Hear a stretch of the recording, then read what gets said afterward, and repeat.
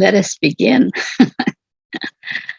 I am so happy to be and thrilled to be joined here today with these beautiful, dear sisters, my Magdalene friends who are devotees, and Scott Katamas, who is holding the space for the sacred masculine, but he holds it in a huge way globally.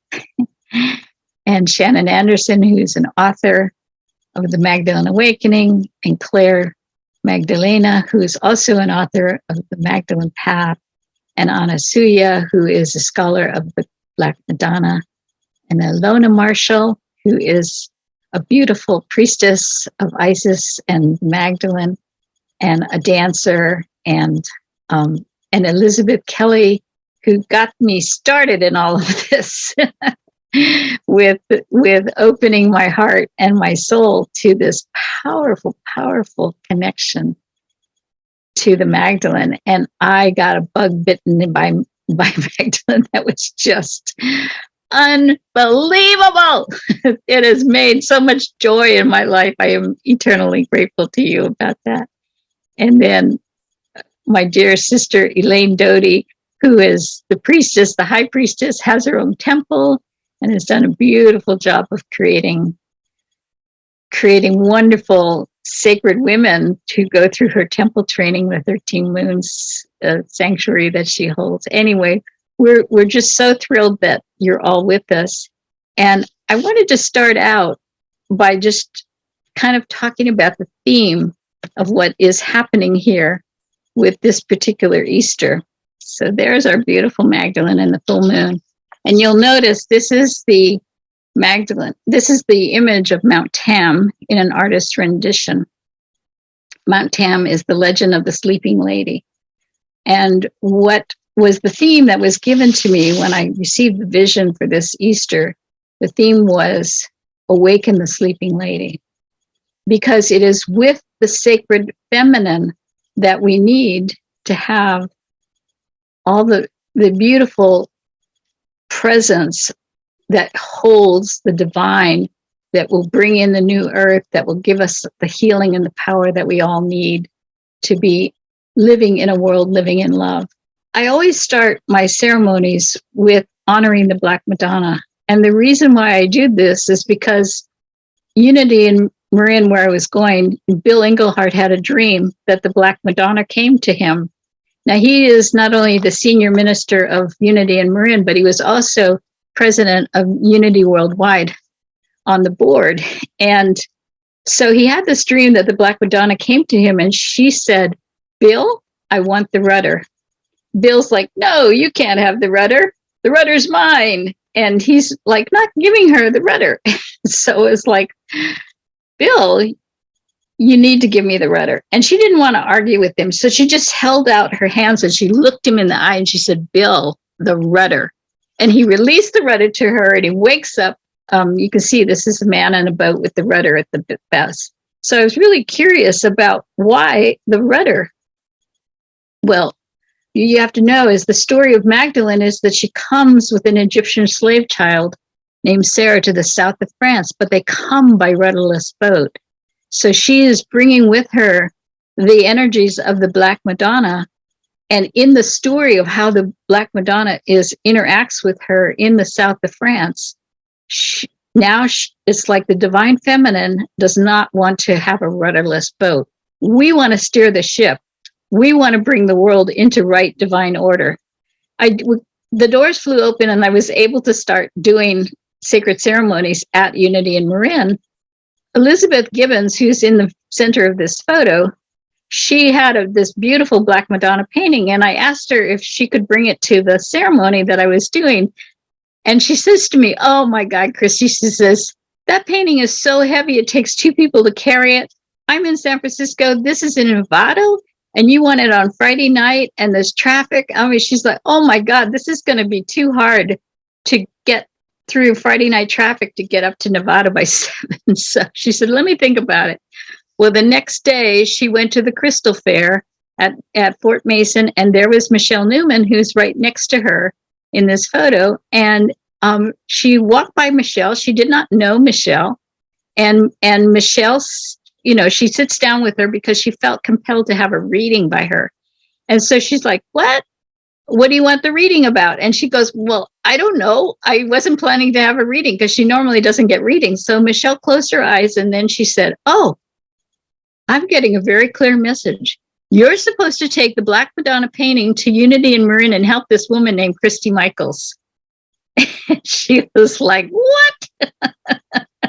So when she called me on Monday, she said, yes, I'm going to be here. So we have here all of our beautiful sisters, some of whom I've introduced you. Ilona, we hope will be able to join us later. And we have my beautiful friend, Jan Saccone. Jan did one of the opening Ave Marias way back when, and we're sort of celebrating some of the gorgeous music that was created at past Magdalen Easter services. So, Scott, you can bring up the Ave Maria, and we'll start by opening with the song Ave Maria.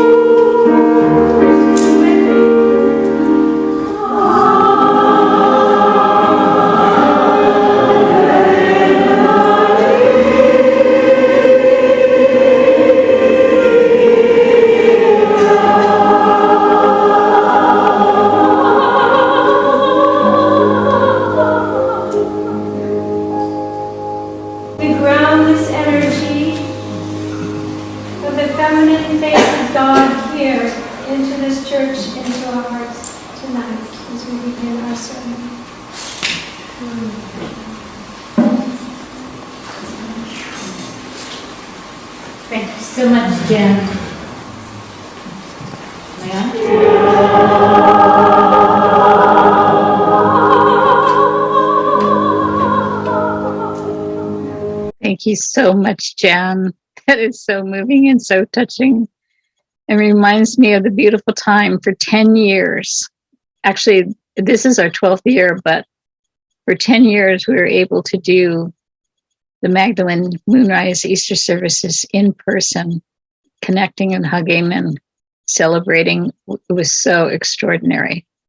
So maybe next year we'll be back. I don't know. It depends on all of you who have the appetite for the divine feminine to be honored and rise, because we honor the divine masculine with the sunrise Easter service, but we need to bring in the divine feminine. And so I've asked Anasuya, Isaac, who is our global mystic midwife, to join us. Anasuya is a trainer and a speaker and a writer, and she's also a intentional creativity teacher. And when she and I met each other, sparks started to fly. She is just the heart and soul of of someone who honors and knows she's divine. And I am just thrilled that you are going to be joining with us here. And she's also a social justice advocate, and she has these incredible trainings that she offers. And so we'll find out more about that down after we end. But I asked her to come because she has traveled all over the world, and she has walked the sanctuaries devoted to the Black Madonna. And the Black Madonna speaks and works through her, just like she worked through me, through Bill's dream, and brought me into my ability to do this work. Because it would not have happened without the Black Madonna inspiring Bill. And then suddenly the doors were open and I could come in and start doing sacred ceremony. And you will see sacred ceremony is the healing. It's what creates the energy, the field of love that allows the new earth to happen. So Anasuya, I'm going to have Scott spotlight you, and you can lead us in your beautiful expression of honoring the Black Madonna. Thank you, Christy. Thank you for this beautiful ceremony in honor of the divine sacred feminine, partner, consort, and beloved of the divine masculine. Thank you for this invitation. Thank you for creating this ceremony. And thank you for putting the Black Madonna first, which is correct in the order of things. Because before there was religions, before there were dogmas, before there were gods of any name and sort, shape, and form, there was the first mother, the divine mother, the Grand Mater, who was Black. Black as the night, Black as the earth, Black as the womb, Black as the multiverse. She was the only conceivable being, divine being, that gave life to all forms. And that is how our ancestors 60,000 years ago saw her.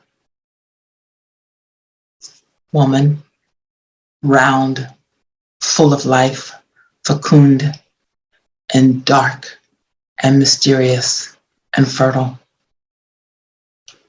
So since she is our beginning, spiritually, as well as our beginning epigenetically, as we know, the mitochondrial Eve that gave birth to Homo sapiens is also an African woman out of Ethiopia, on the Ethiopian-Kenya border.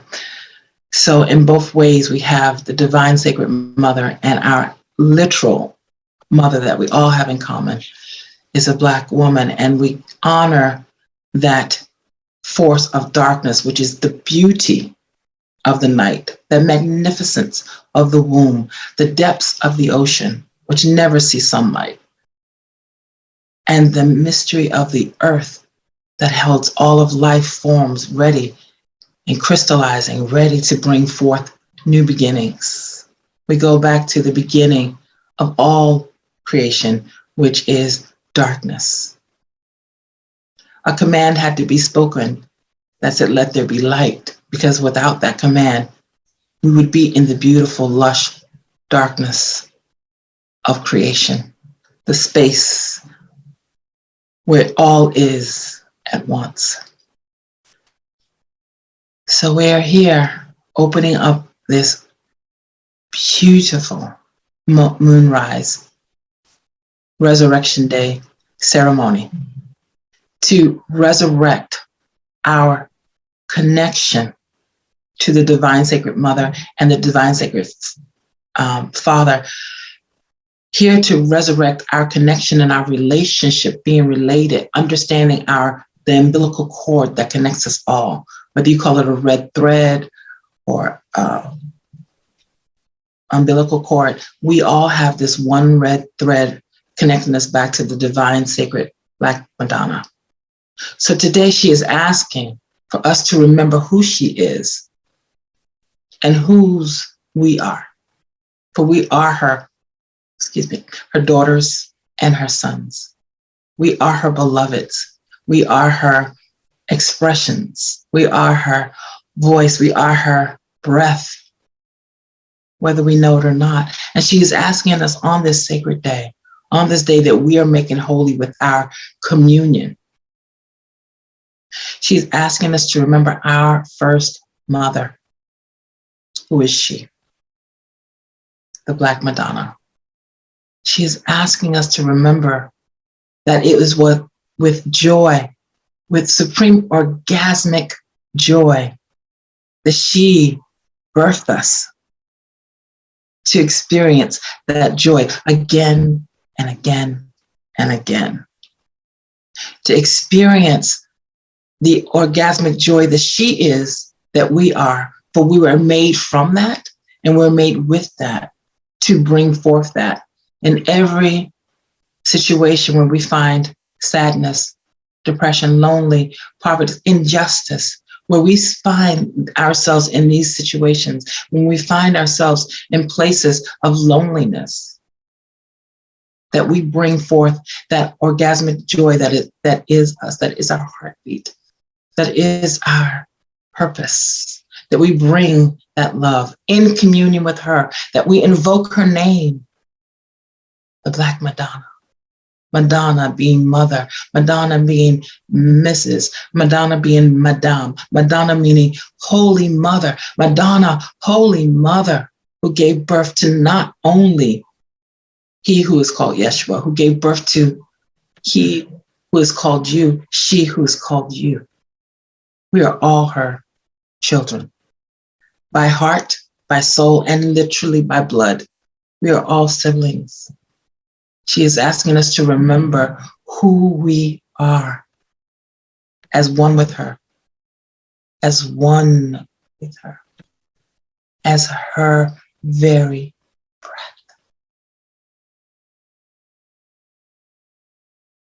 We have a sacred mother who has loved us in her darkness. And I say darkness as in she has been hidden from us. She has loved us through the veil. She has loved us through all time. She has loved us even though we did not love and honor her. That is the beauty and the mystery of mother love.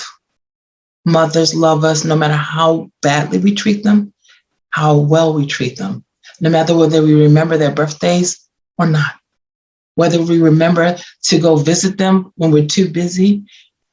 That mother love is eternal. And she wants us to remember her eternal love for us is uncuttable, inseparable, unbreakable. She has been with us the minute we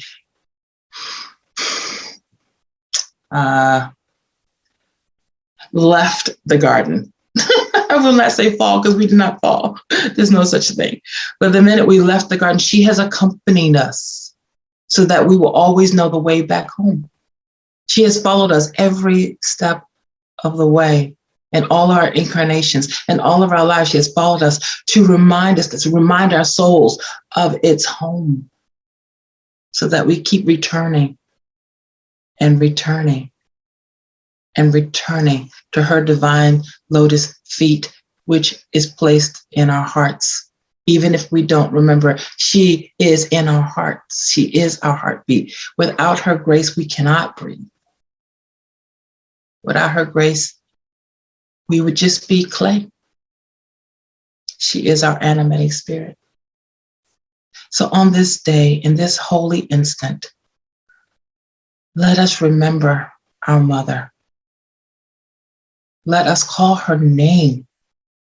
There are many incarnations of her in statues, in paintings, in sculptures, in handprints, in cave drawings. There are many forms. She has many names. Whatever name that you have been given or shown or have resonated with, call on it in this moment, whether it be Isis or Parvati, whether it be Oshun or Yemaya, whether it be the great buffalo, white buffalo woman. Whatever name you have known her by, call her in this instant. Reach out to your mother who loves you. Invoke her name. Invoke her name.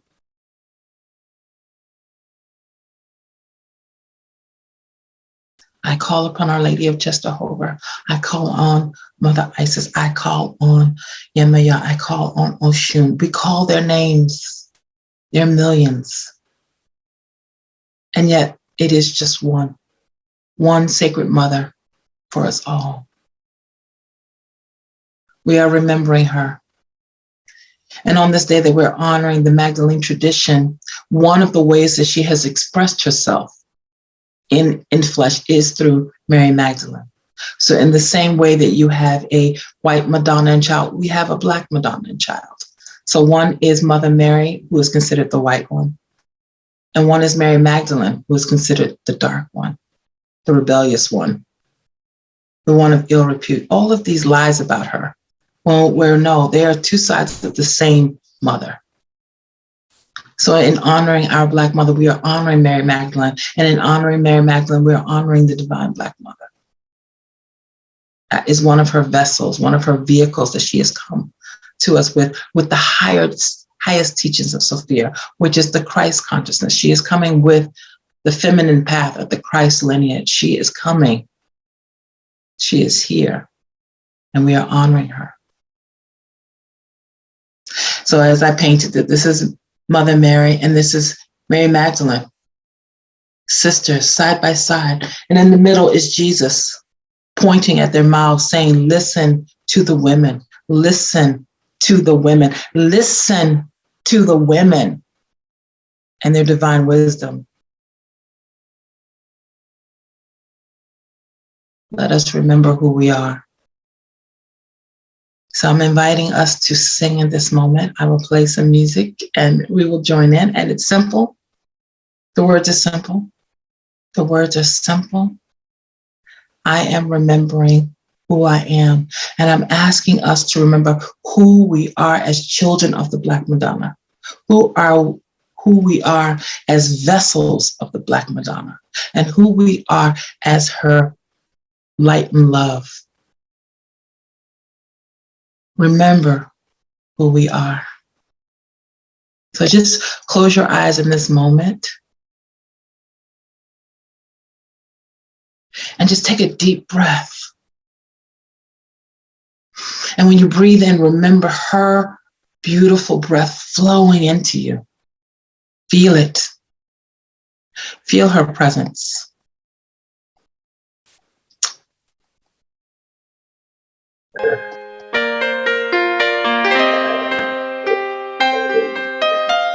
And then the song will tell us when to join in, but you're saying, I am remembering who I am. Remember who you are. Join us in this holy instant. Remember who you are. Mother's daughters. Mother's son. You are the Black Madonna. Her vessel. Her light. Her joy. Her peace. Her passion. Remember. Remember. Remember. Remember whose you are. Remember you are loved. You are loved. Remember she's you. You are her. Remember. Remember. Remember. I am. I am. I am. I am. I am. I am. I am.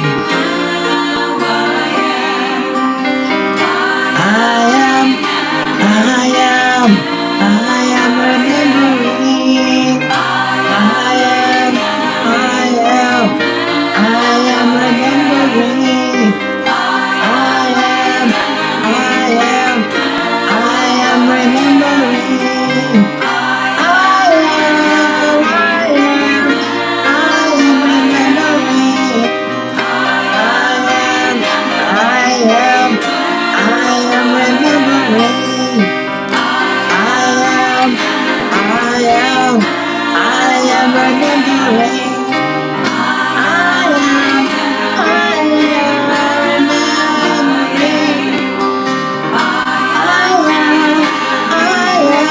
remembering.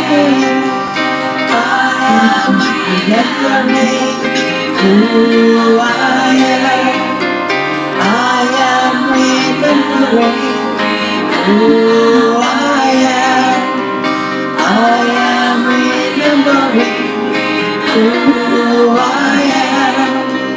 I am remembering who I am. I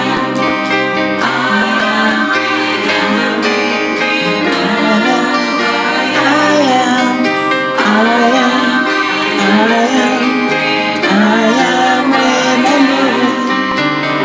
You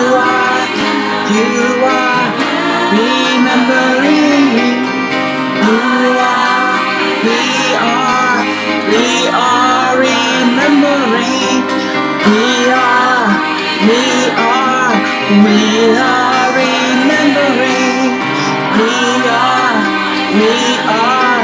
We are remembering. We are remembering. We are remembering. We are our mother's child. We are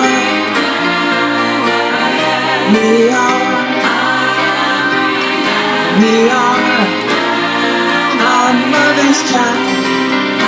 We are remembering. We are remembering. We are remembering.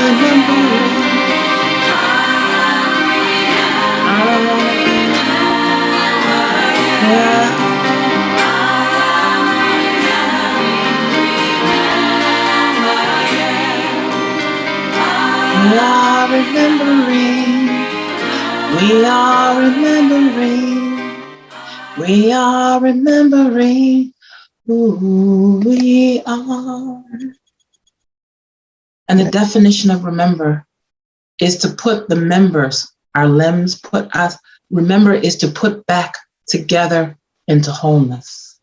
So we are putting back our parts, our veiled parts, our missing parts, our silent parts. We're putting back our heart and soul back into oneness. So I remember who you are, remember who I am, and remember who we are. Yes, thank you. Thank you, my love. So beautifully said.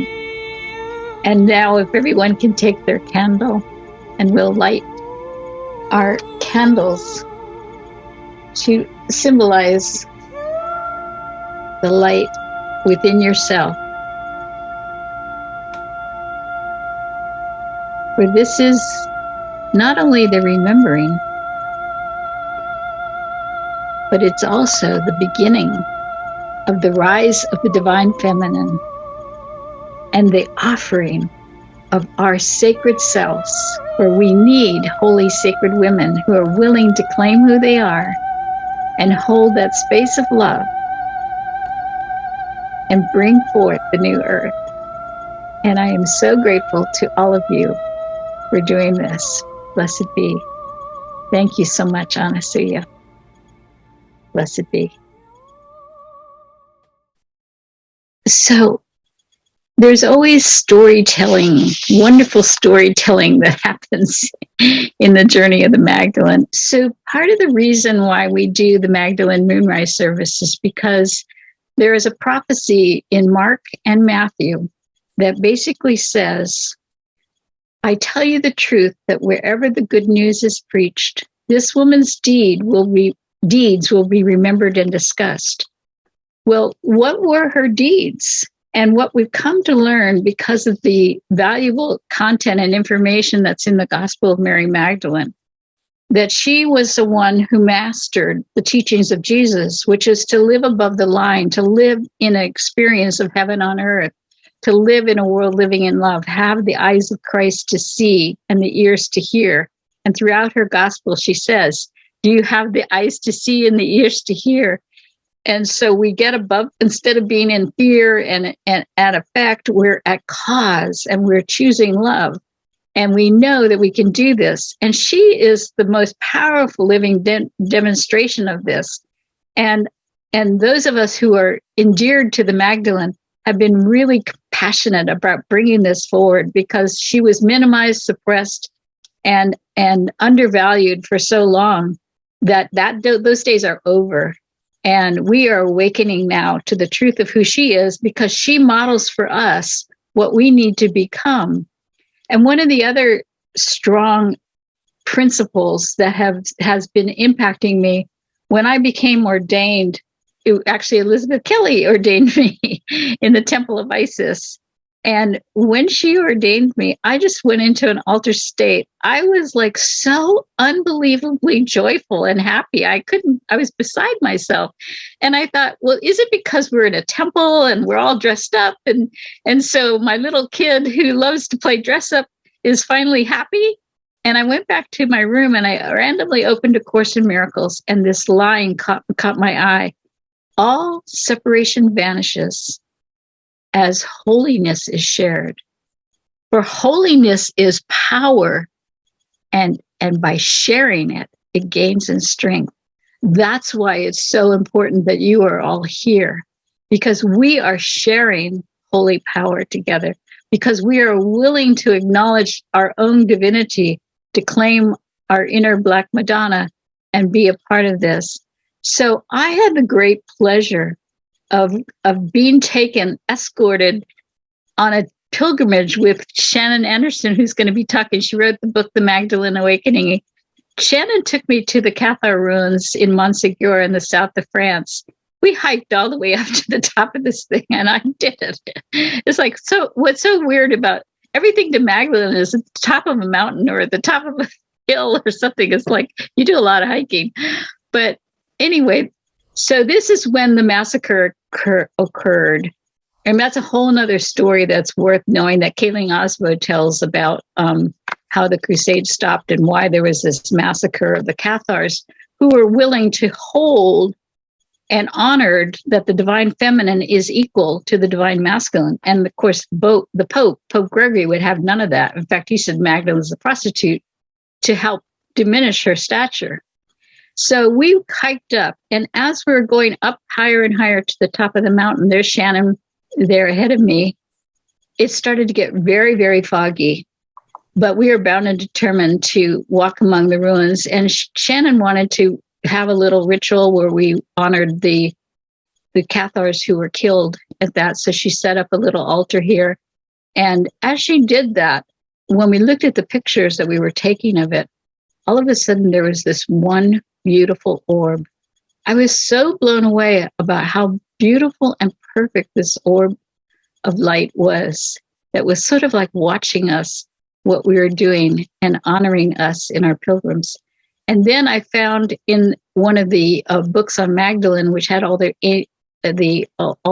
pictures that have been done through the time, here's the Grail cup with that orb. So it's a very much connected, and this is Shannon's book. And so Shannon, I'm going to have you tell your story, because Shannon has started a whole peace movement nationally. And I am so grateful to you for opening my world and taking me on that trip. That was fabulous. Thank you, dear. Well, thanks, Christy. Yeah, thank you. And hello, everybody that I've met, all your wonderful group. You're so lucky to have such an amazing group of people who have come and gathered around you for the Magdalene. My story with the Magdalene started in around 1996, and it was following synchronicities. And by following the synchronicities that came across my life, I was led to France and then to Mary Magdalene. That's what my story is about, that I write about.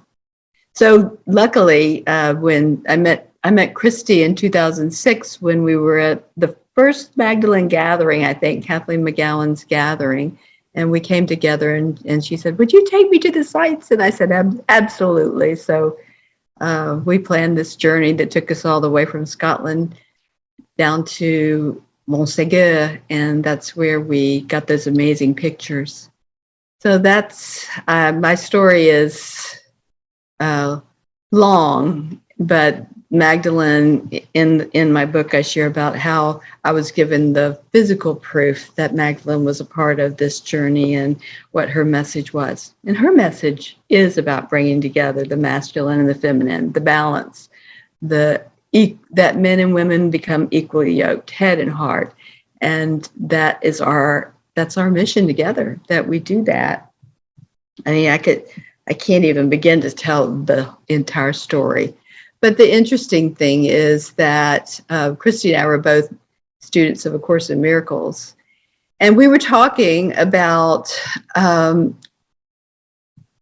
this idea that we wanted to bring peace to the world. In 2017, Jill Jordan and I started the Movement for Peace, Awakening the Magdalene, and it's our Facebook page. And we began to walk labyrinths all around the world. And the first labyrinth ended up being at Grace Cathedral, and not far from where Christy was having an amazing Magdalene ceremony. So we came together then. And what we have had a passion for is gathering people all over the world to pray for peace. In 2019, we took a journey all the way from Portugal and Syria to 7 Templar cathedrals and ended up at Rosslyn Cathedral on a very special day when there was an alignment that was predicted by Tim Wallace Murphy and his co-author. And we had this passion that we were going to actually make by doing this journey with a group of women and singing at each of the cathedrals, that we would be able to help make a shift in the world. It was the year that Notre Dame burned. And it was almost symbolic that Mary would be rising from the ashes at this moment. And we didn't know what was going to happen, but we arrived at Rosslyn Cathedral it was the 28th of July. And it was the day of this alignment, and we had completed this mission for the year. We had a million meditators that had joined us from all around the world to pray together that day, in hopes that we could create some kind of magical bringing peace to the world. But what we realized was that everything is in some kind of divine order, and that we bring peace to the world when we bring peace to our own hearts. And that's really what Magdalene's message is. It's interesting that the synchronicity that started my journey was the master number 444. And during the journey of following these master numbers, I would go to all the books that I had with that many pages in it, and I came upon, in one version of A Course in Miracles, a beautiful, beautiful passage that I think sums it all up. Because the miracle that we're talking about is a shift in our perception and being able to see from a higher perspective. And I know we're challenged right now when there's war in the world and we're seeing what appears to be horrors, but the Course says it so beautifully on page 444 of this version. And the time just now is 444. Cool. Amazing. Not surprised. But it says, when you have looked at what seems terrifying and seen it change to sights of loveliness and peace, and when you have looked on scenes of violence and death and watched them change to quiet views of gardens under open skies with clear, life-giving water running happily beside them in dancing brooks that never waste away, who need persuade you to accept the gift of vision?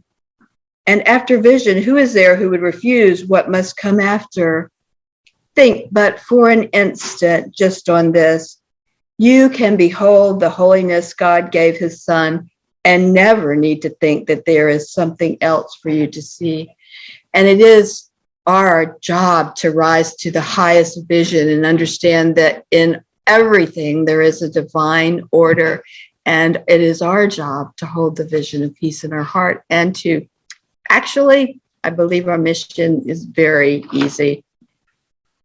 Get up every morning, turn our our day and life over to God, Goddess, as we understand, and love the person in front of us. And that's all we have to do, is to bring peace from our heart, join with each other as we do that. After the end of the journey at Rosalind, there appeared amazing crop circle on the day, and it was the six-pointed star. It was the coming together of the masculine and the feminine, and we happened to be going to London the next day to interview Lynn McTaggart, who is another one who brings us together in prayer to make change. And so we were able to track that down, and it was miraculous for us. And then we've just been riding the ride ever since, and trying to hold the vision of divine order, even as we go through the chaos that appears that we've gone through with the pandemic and then with wars. We have no idea what is going to come out of the ashes, and that's our job, to keep holding the vision. And that's what I want to share, Christy. Thank you, my dear. That is beautiful. And, you hold this whole belief and energy with such heart and such passion. And I know you're incredibly dedicated. And it was just such a joy for me to go. She wouldn't let me drive. She drove all from France all the way up to Scotland, and every step, and she read to me at night when we were in bed. She would read the story about the next place we were going to. It was the most nurturing and fabulous, wonderful, heart-opening experience that I had. And every time that we arrived at a sacred site, Shannon's symbol for knowing that the Magdalene was with us, we would find a hair tie. So when I arrived in London, I said to her, let's see if Magdalene's with us. We stepped out of the hotel room and there was a hair tie. When we pulled up to the Rosalind Chapel, we opened the door and there was a hair tie. There was a hair tie at the gate. Even when we went up to the top of the tour, she got up ahead of me and she's standing in the doorway holding a hair tie. 27 hair ties. All strategically placed exactly where the sacred site or the doorway to the Magdalene was. So it's just so wonderful when you get this connection. The veil begins to lift and she starts providing you. Just ask for signs and she will give you the signs. So thank you, Shannon. I'm really, really grateful to you for doing all of this. I'm very excited, Christy, because I actually am doing a home exchange with a family that owns a castle in Brittany built by the Knights Templar from September to May this next year. So I'm hoping to finish my Templar book while I'm there. And so in honor of your talk, Nina Gray wanted us to hear her song, May I See Love, which is what is the work to do, right? So as you say, it's very simple. We learn to see love. May I see love, may I see love, may I see love, love, love, love, love. May I speak love, may I speak love, may I speak love, love, love, love, love. May I stay open, may I stay humble, may I stay true to what's so much bigger than me. May I show mercy, may I practice forgiveness for all of my friends, for all I could and could not be. May I see love, may I see love, may I see love, love, love, love, love. May I speak love, may I speak love, may I speak love, love, love, love, love. May my kindness not be taken for weakness. May my strength always be rooted in grace. May I see through these masks that we're faking. May I see innocence when I see your face. May I see love. May I see love.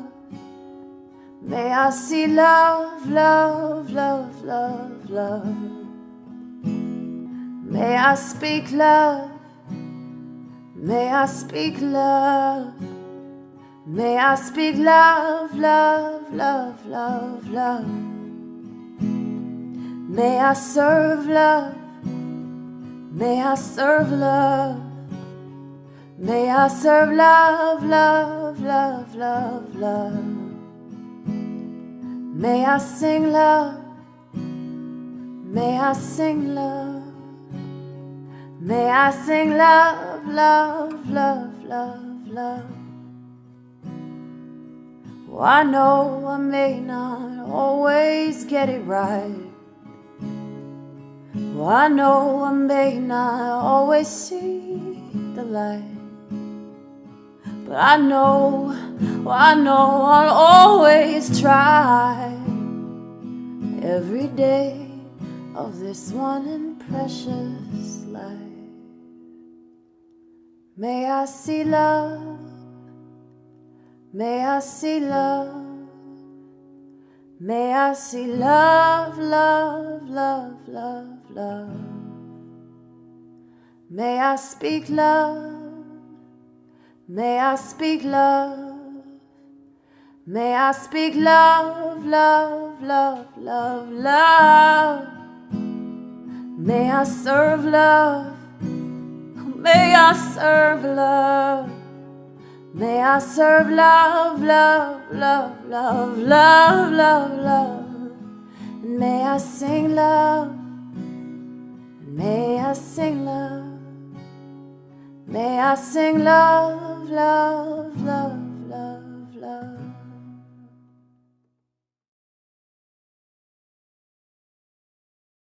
Oh, thank you, Nina Gray, for your wonderful gift to us. Because really, that says it all. May I see love. What a different vision of the world we have when we see love. And speaking of this work that Shannon's doing, and thank you so much, Shannon, and Anasuya, thank you so much for your offering too, of what you did. It was so beautiful. This joining together, this coming together, so that we may create a field for love, a world living in love, because it nurtures our souls, it elevates our spirits, and then we want to move forward in love. And so I asked Claire Sierra to come and join us, because she wrote a book called The Magdalen Path.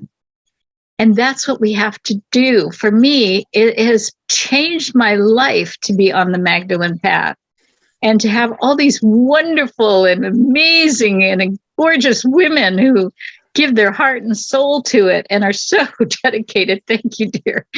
And Claire, I am so grateful to you. She is an author and the founder of the Magdalen Path. She has her master's degree, and yeah, I'm licensed as an esthetician. I am also an art therapist, but I'm not licensed in Oregon. We don't do that. Hey, the art therapy is where the healing is to me. That's the major part. And she offers retreats and workshops, and her tech husband, we give a shout out. Thank you for supporting your wife. And that's so cute. And then they have a beautiful retreat center, right? That you guys have built, the Blotch Hotel. Is that nice? The Balch Hotel. Yeah. Yes. Yeah. It's in Duffer, Oregon. So if you ever Oregon. Yeah. It's in Duffer, Oregon, which is in the Columbia River Gorge, which is outside of Portland, Oregon. So if you're ever taking a trip or you want to hold a retreat, Shannon Andersen or Elaine, they do retreats there. So that's good to know. Thank you, dear. So I'm going to turn it over to you to talk about the Magdalen Path. Thank you. I'm just so delighted to be here. Everything here has been so rich and so luscious so far. And I just feel so deeply honored to be in this circle of presenters and this circle of participants, all of us here together. I never could have imagined that I would be here. I mean, even a few years ago, when I got the guidance to write the Magdalen Path, I have to say, for a long time, I resisted it. And it took me a long time to finally come to it. And it continues to grow and evolve and change and shape. And so Christy asked me to share a little bit about my path to the Magdalene, how I came to her, or how did she find me. And like I'm sure it is perhaps for many of you, it's been a really twisted, winded path, full of a lot of multidimensional interweavings. It's really hard to tell this story in order. Actually, as I was thinking about it, it's like it's not so sequential, really, in a lot of ways.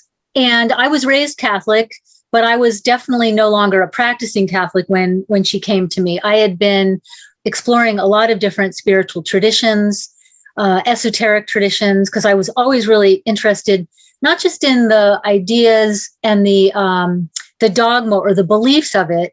I was really interested in the spiritual experience. I wanted direct experience. I didn't want necessarily somebody to tell me things to do by rote. I wanted to have experiences of the divine.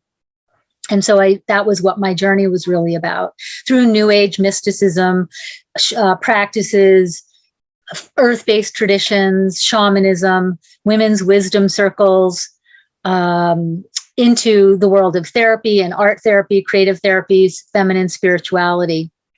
And I was always drawn to art. I've been an artist and a creative all my life. And I'm going to share with you my screen as I talk to you a little bit. And I had a mystical moment, actually, that brought me to art and to art therapy as a healing path and as a profession of soul as a 20-something, using art and using movement, writing, and meditation and psychotherapy, and also continuing to maintain my interest in the esoteric. And those mystical interests really caused me to become curious about Mary Magdalene and Mother Mary. I'm sure that my Irish and Italian grandmothers have something to do with that as well. I was working as a psychotherapist. I was doing what in many ways was really an ideal job and an ideal life. But I really felt like there was more. And like I should be happy, but I wasn't. And so I was really hungering. And I share that with you because you may be in a place in your life at times where you feel like there's more and things should feel good the way they are, and yet they don't. And Mary Magdalene kept calling to me. I refer to her as my spiritual obsession. And when this started happening for me, nobody else was talking to her. There was certainly no Zoom. There was no even internet. I mean, so you couldn't even look things up online. I had to go to physical libraries and be pouring through manuscripts to find any references to her. She was very much below the radar at that point.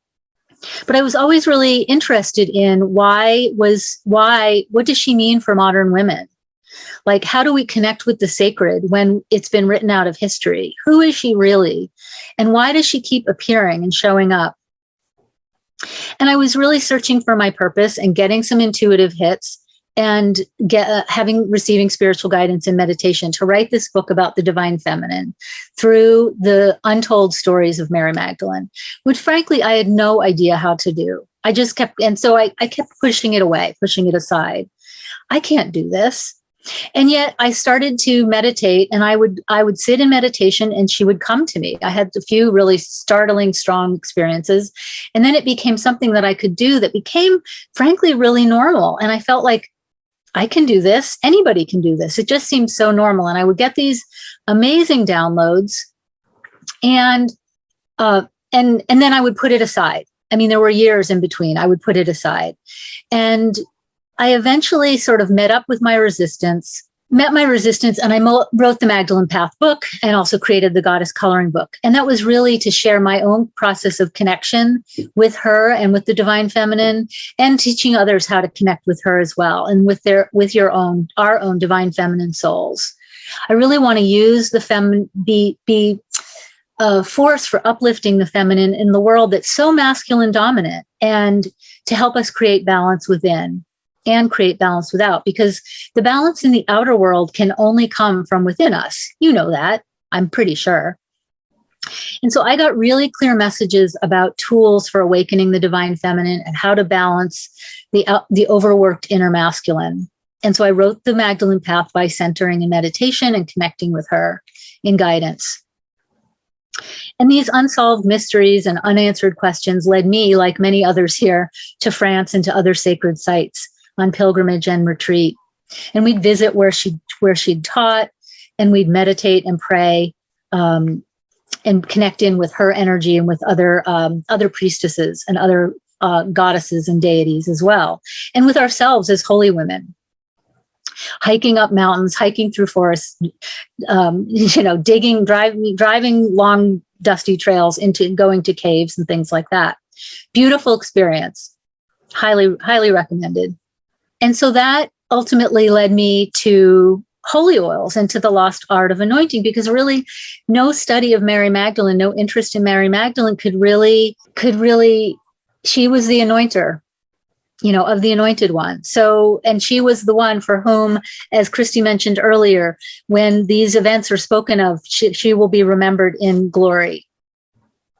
And she's the anointer. She's the Christed to the Christ.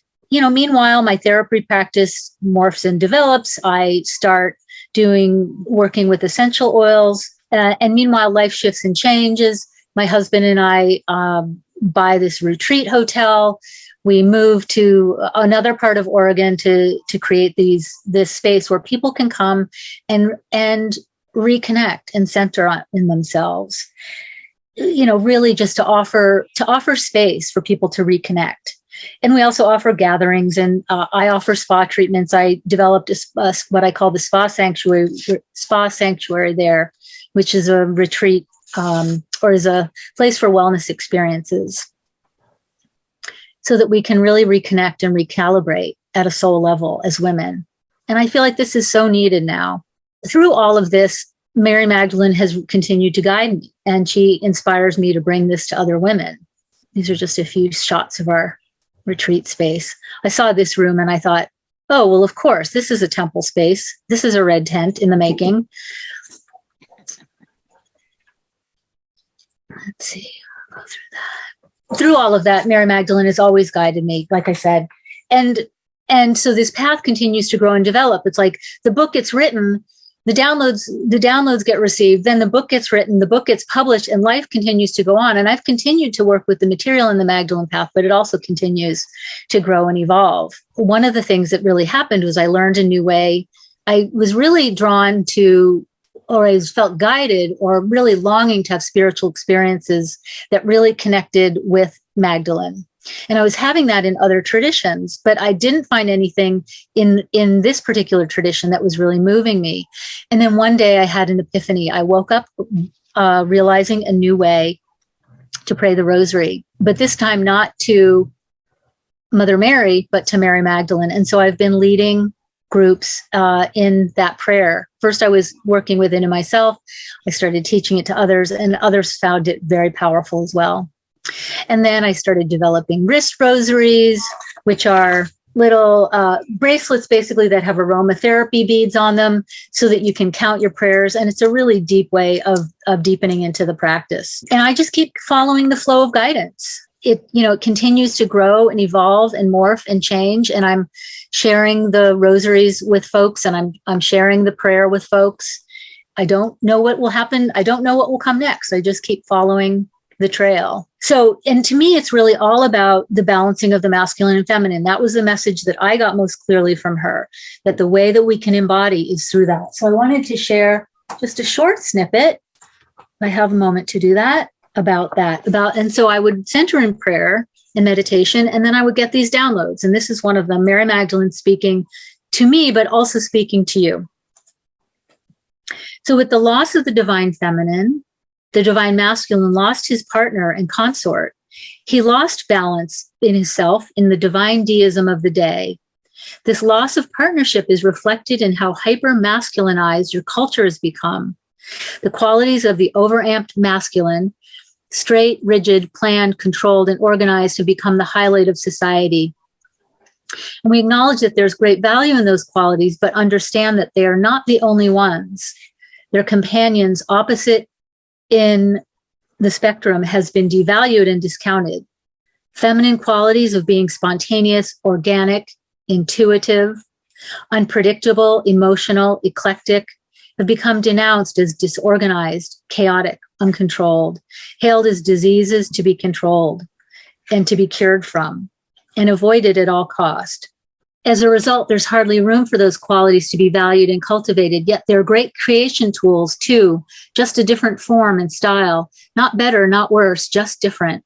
These feminine qualities come from a more grounded, embodied place of being, and are intrinsically, versus the driving doer seen as better, is intrinsically set up against the feminine way of being. A woman with a reclaimed divine inner feminine has a sense of herself as whole and holy. She's held by God and knows that since she is part of and connected to to source, she is sacred. As a result, she's not willing to abuse or abandon herself in any of the myriad ways women do, which is why it's such deep and important work. Women are now ready to reveal their true identity, their true divinity to themselves and to the world. And the world needs all the self-expressed, inspired, confident, love-blazed women ready to live as a force to be reckoned with. Yeah. Not out of anger and aggression, but a fierce force of love. Like a strong breeze at the end of a long summer day, the world needs this wind to change and the cleansing force it implies. Be ready. Trust your voice, your skills, your inspiration and intuition. They are not off, and it is time. It is time, sisters. Join me. Yes. Thank you so much. That is so true. The time is now, and it's really powerful. The message that you brought, that Anasuya brought, that has come before with Shannon Andersen, it's that we all discover that, and then we become better people. We have more self-care. We create a world living in love. And so this is the Magdalen Path. This is, we follow our guidance and our intuition. And then beautiful things emerge, like the artwork that you create or Anasuya creates, or, it's just, and we need more and more of that. Then we touch each other's lives and the support becomes phenomenal. It's unique for all of us. Yes. And it's like, so many women are suffering. I remember Democracy Now! Eve Ensler was talking about the status of women since the pandemic. She said it's horrible because she's in touch with so many different women who are sacred activists for the divine feminine, and they are reporting back to her devastation. So we have to become stronger. We have to raise our voice. We have to let people know that this is so critical and important, that we become this love. So thank you, Claire, so much. I'm really grateful to you and your participation and having fun and playing with you and all the wonderful ways that we do. Thank you. Absolutely. And we'll tell you more about Claire and what her offerings are towards the end. In this next part that we're going to go, which is a critical piece, because really in moving forward on the Magdalen Path, forgiveness is a huge piece.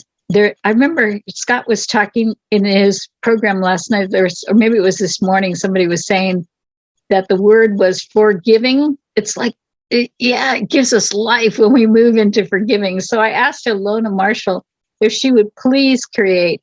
Thank you, Ilona. Allow yourself to take this in. It's very powerful. Are you ready to forgive?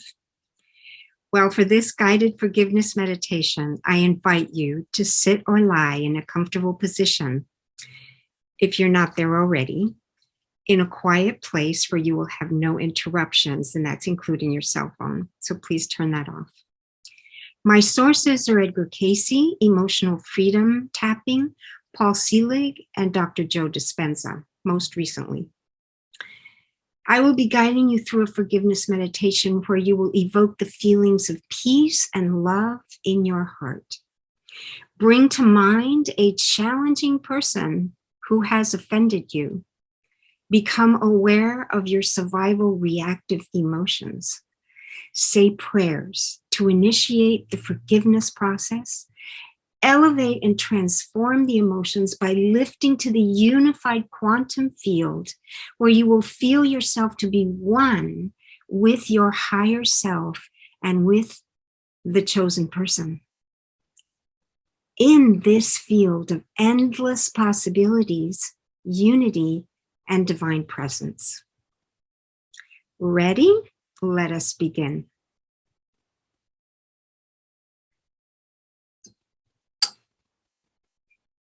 We call forth the infinite light of the divine Father, Mother, Source within each of us, in the spirit of oneness, harmony, empathy, compassion, forgiveness, and love. Feeling settled and comfortable, place your hands on your heart and take a deep breath. Breathe in life. Breathe out fear. Breathe in light and breathe out pain and anxiety. Feel your body and mind relax and let your eyes gently close. With the fingertips of the hand closest to your heart, gently tap and repeat the phrases when I pause. I now release any charge of emotion that stands in the way of my complete and inner peace. Breathe in peace and harmony and exhale any limitation within you. Let yourself surrender to the experience. You can stop tapping now. Take a deep breath into the heart. And now send a beam of light connecting you to a person who you deeply love, or connecting you to a memory of a time when you felt love or felt loved. Feel the glow and joy of that love. Breathe that in. Know that the essence or higher self of this person is supporting you through this process, whether they are still alive or have passed on. Now bring the light being back into your own heart.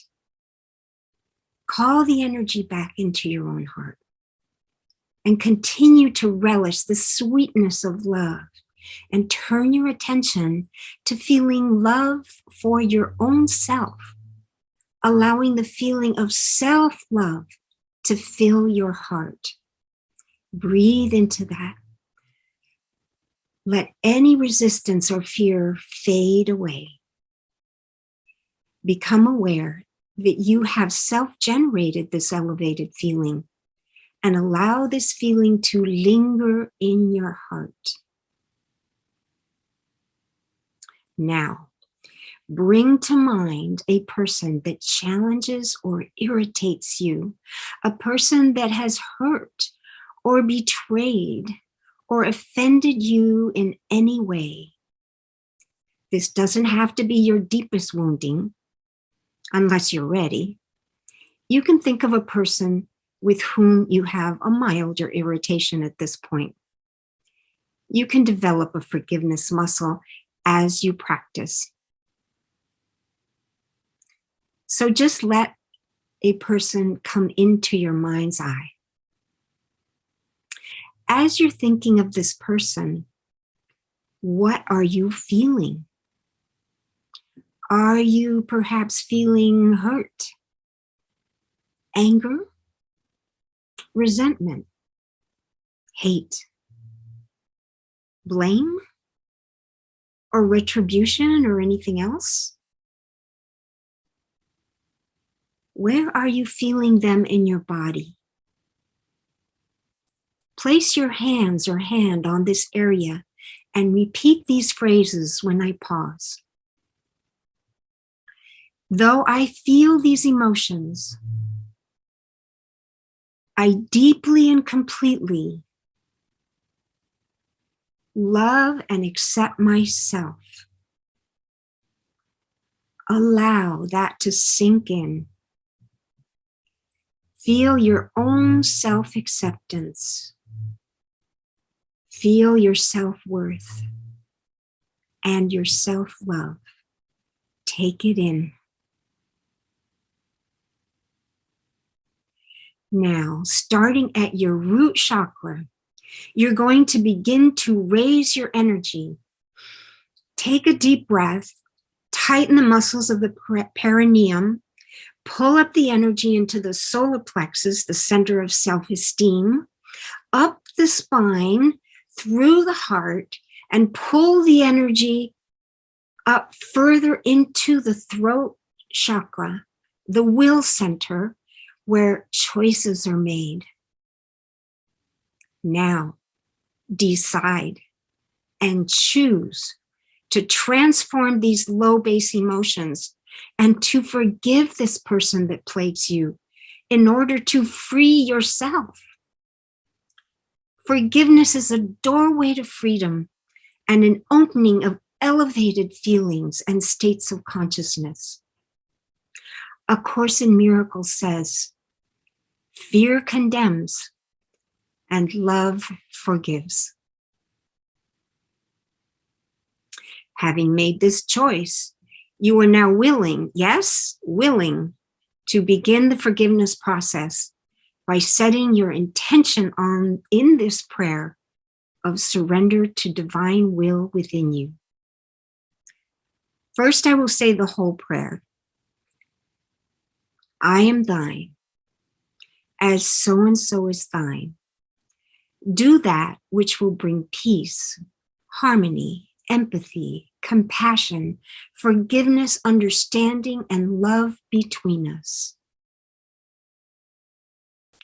Now I'll say it again, and you repeat the phrase when I pause. When I say so-and-so, say instead the person's name that you are choosing to forgive. I'll demonstrate the first line.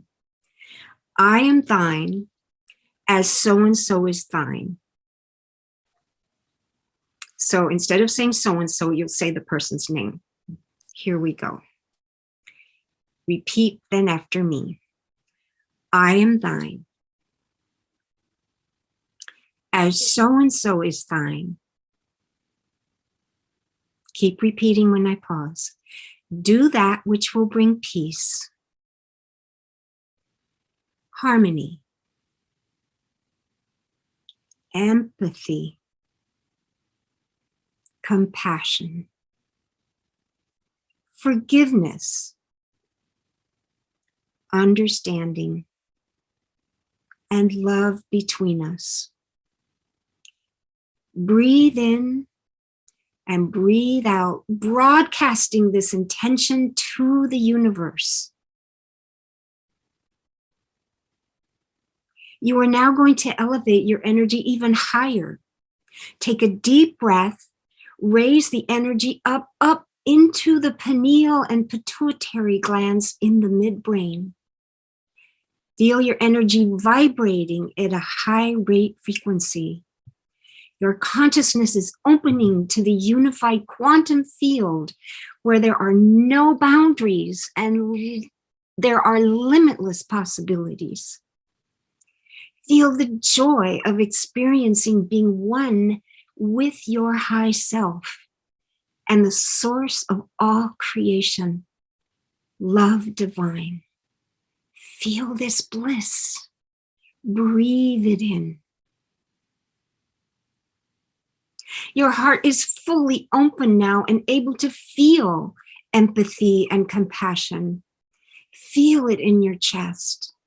Feel the unity and connection of all life and humanity. You become aware that the very high frequency of divine love is the power that begins to change matter, heal and transform base emotions, which can no longer exist in this elevated state of consciousness. Surrender to the process of alchemy to transform any base emotions into elevated feelings. Breathe in the power of infinite love, drawing from source, and breathe out your intention to heal the relationship with this person that is a thorn in your side.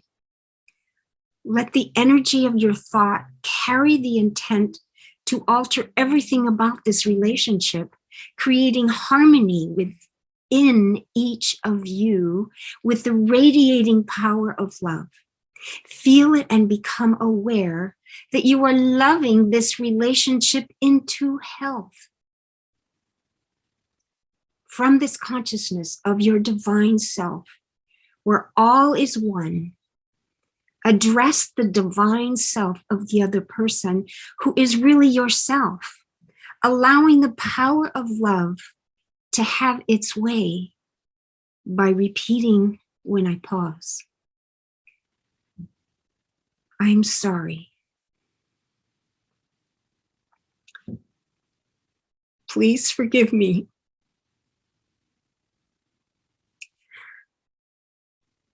Thank you. I love you. Breathe. Breathe in the healing and forgiveness within yourself and within the other person, and breathe out any resistance. Feel the power of love permeating your being to be able to live and move and have your being in and from this forgiveness higher consciousness. Allow the situations with people or disturbing issues in the world to divinely resolve themselves by first offering them up to your higher self to resolve. Radiate out your intention to heal, trusting the process, and stay open to the guidance of what is yours to do next.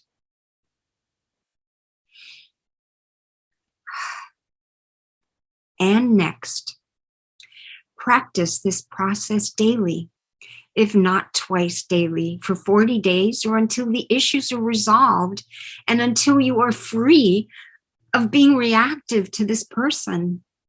It can happen. It does happen.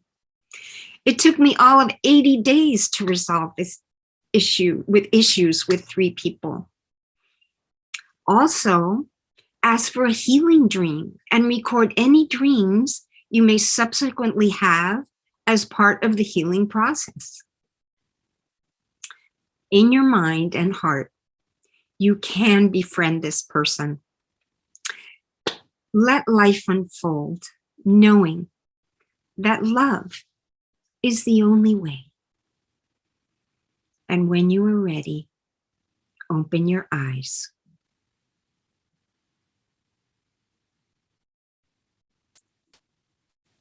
Thank you so much, Ilona.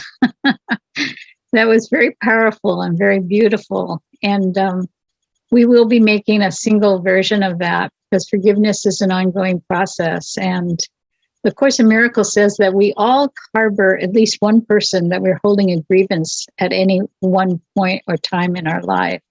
So it's always these simple things that, sometimes it's too bigger than me. I just offer it up and say, please help me with this. I'm sorry. Please forgive me. Thank you. I love you. So, and now, we're going to rise up the divine mask. I mean, this is a Libra moon, so we have to have the representative. And who could be better than Scott Katamas, Mr. Love Coach of Compassion? And Scott has put himself in this extraordinary position where he has created the global peace tribe. And what he has done is from near and far, he has called compassionate men to join him. And he has amassed, and he has his pulse and his finger on what's happening with the sacred masculine. And if anything is an example of that, last night, what was created, which was out of your manifestation of bringing all these people with the intention of love that you hold, you nailed it, Scott. You just brought the most extraordinary experience forward. So I want you to speak to what you're finding, what's your experience, what's it feel like for you to uplift and join with the sacred masculine. Thank you. It's hard. That's the truth. It's hard. You know, it's interesting that my time to talk is right after a beautiful forgiveness exercise. And I was, of course, reflecting on the beauty of what Ilona was providing. And it's a beautiful practice. Thank you, Ilona. And what I realized I wanted to share, since it's majority of people watching this are women, is an insight as to what it's like for a sensitive man. And to be very truthful, as we awaken, we as men awaken, we face a terrible shame. The shame that we have been, as a gender, in control for thousands of years and did a terrible, beyond a terrible job. You know, what's happening in Ukraine and Putin is a pretty good reflection of what the majority of masculine leadership has done for thousands of years. We have raped Mother Earth, and there are times we've raped our sisters and we've gone to wars, we've been in our ego. We have not done anything remotely close to a good job. And in the awakening process, we as men have to come and face that as our gender. And to own it. You know, it's as I was watching Ilona's, what kept coming through my mind is, yes, forgive, but don't forget. It's important not to forget, because then forgiveness becomes a spiritual bypass to avoid taking responsibility. So I appreciate what you say, Christy, and we, all of us, including myself, have a long way to go as men to find the balance of honoring the feminine, learning how to support the feminine, learning how to balance the feminine within ourselves while still being strong, maintaining our strength. As a coach, I've come to believe that in a healthy configuration, the strength of the masculine supports the wisdom of the feminine. The couples that I know that have healthy relationships, the woman is safe. She feels safe. And so she can become that clear channel for spirit to flow through. I'll put into I just literally made the YouTube link to this incredible experience that took place last night.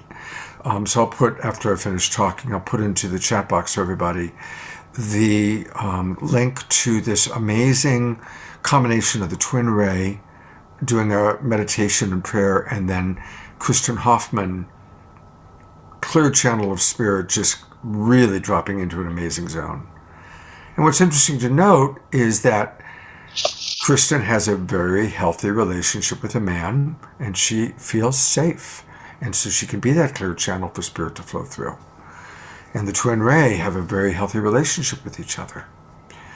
And so that's the ideal scenario. By the way, this is my support system. She jumped into my lap about 2 minutes before my time to talk. So She's, if you see me petting, this is what I'm petting.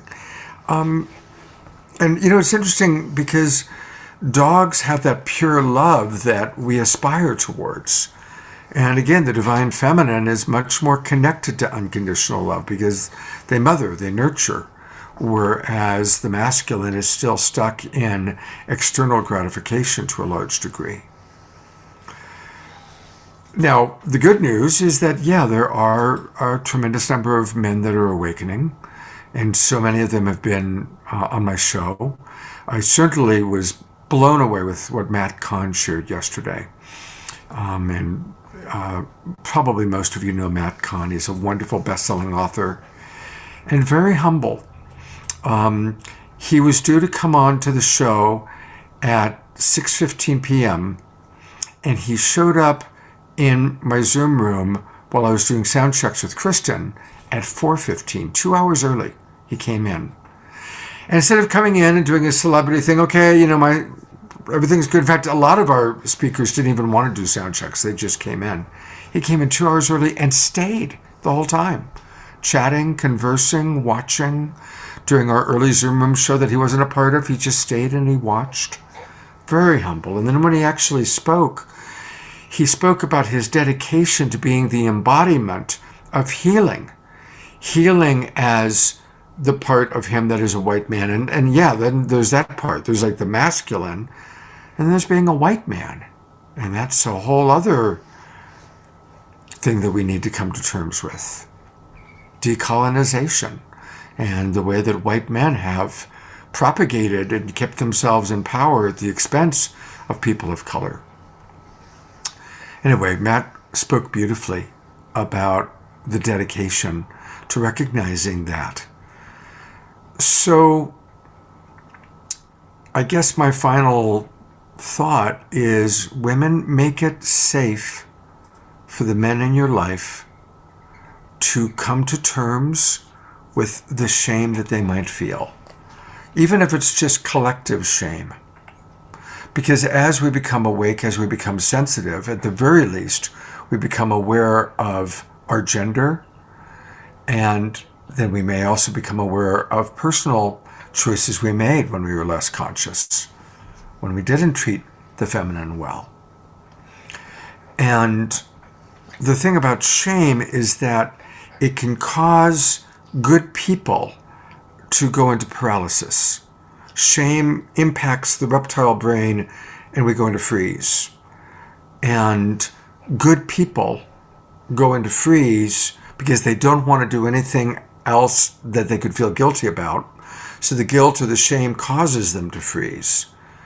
And so I invite all of you beautiful, amazing goddesses to make it safe for the men to confront any guilt, any shame, and for you to help them heal it so that they can come back into their strength and not just be weak, contracted. There's that very derogatory term, but all too true, called a snag. A snag is an acronym for a sensitive new age guy, right? And I see it all the time. I see a lot of men like that went sensitive and in that process lost their strength. And so we want to find that balance of being strong and being conscious. And you can light the way for all of us. So thank you for your patience. Thank you for your unconditional love. Any men who are listening to me, I hope you can relate and that this is useful. And thank you, Christy, for a few minutes to share. Yes, and also, Scott, put in your link to Global Peace Tribe, because the Global Peace Tribe is part of the path of the Magdalene. It is bringing the divine feminine forward. And not only that, but Scott, you've done a phenomenal job in raising the voices of Indigenous leaders. Yes. And, you did a whole show with just Indigenous women. Now tell me where anyone sees, you turn on any TV, any channel, any program, anywhere, and where do you see Indigenous women speaking? Women who hold keys to the sanity and the restoration of this earth.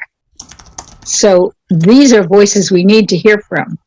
and the respect that we need to give to them. So I am so grateful to you for being so open-minded to allow that.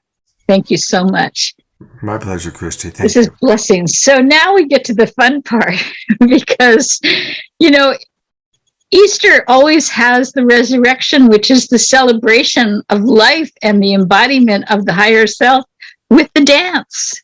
And in the old days, in Chartres Cathedral, they used to dance and do the circle dance around the labyrinth. And when I heard that, it's like, I just intuitively knew that every Easter we had to have a dance.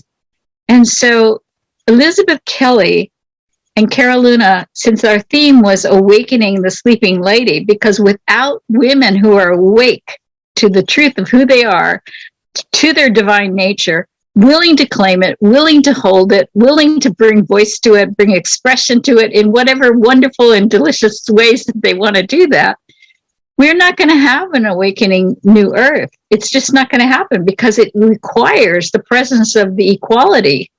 And we're in the Libra moon this Easter, the balance between the male and the female, both doing their part, both showing up in support to create a world living in love. And so I explained to Elizabeth and Ilona if they could create a dance that had these elements of the awakening.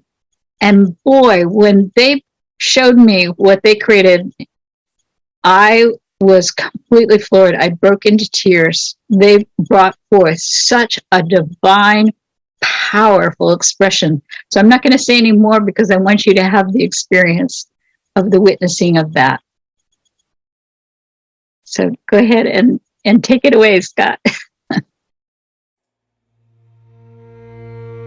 L'aube descend comme une couverture d'étoiles.